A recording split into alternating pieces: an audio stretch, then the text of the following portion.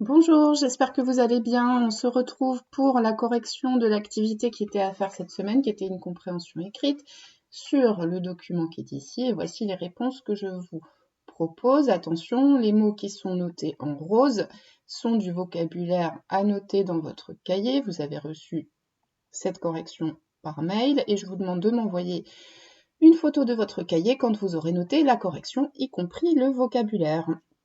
Question 1. The document is a newspaper article from The Guardian. Newspaper article, un article de journal. Attention, journal, c'est plutôt un journal intime. Ici, on parle bien d'un article de journal. The Guardian, c'est un des plus grands quotidiens britanniques. It was written by Paul Harris in 2013. It is about undocumented workers in the USA. Pensez bien utiliser it is about pour donner le sujet, topic. La question 2, vous deviez expliquer en français l'image qui était ici, et de manière brève, je ne vous demandais pas de m'écrire des lignes et des lignes. From, on l'avait expliqué, et to, on part de cette situation-là pour arriver à cette situation-là. Alors en fait, ce que traduit cette première image, c'est qu'historiquement, aux États-Unis, les travailleurs étrangers, en fait, venaient travailler quelques mois pour des missions bien précises, notamment dans l'agriculture, dans la garde d'enfants ou les travaux domestiques et dans le bâtiment. Aujourd'hui, la situation a évolué. De nos jours, ils sont surexploités en permanence. Ils ne profitent pas du fruit de leur travail, puisque qui est-ce qui profite? C'est employers. Employers profit. Question 3, you had to answer in English. Question A, how many people work in industry in the USA? Millions of people work in various sectors. On retrouve bien ici millions of workers, des millions de gens. Various, variés, différents, donc ils travaillent dans différents secteurs.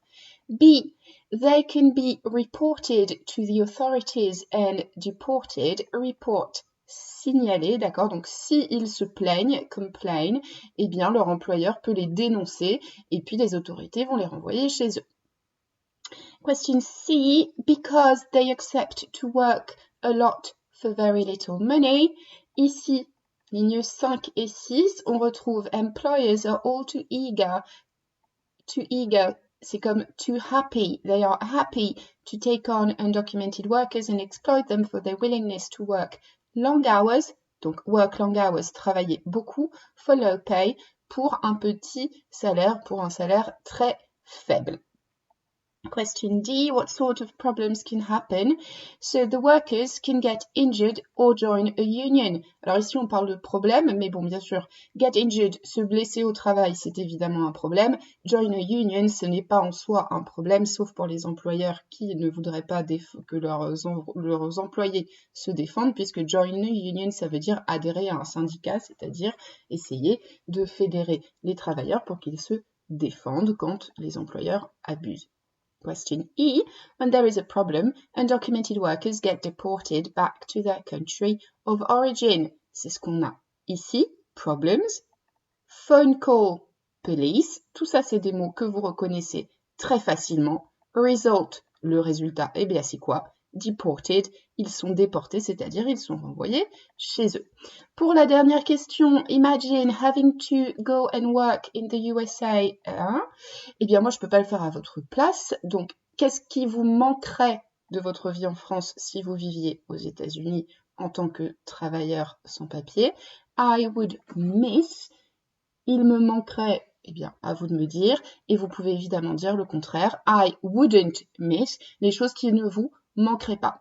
Voilà, j'espère que c'est bien clair pour vous. J'attends vos photos de cahier avec la correction notée dedans et je vous souhaite un très bon week-end. À bientôt, bye bye!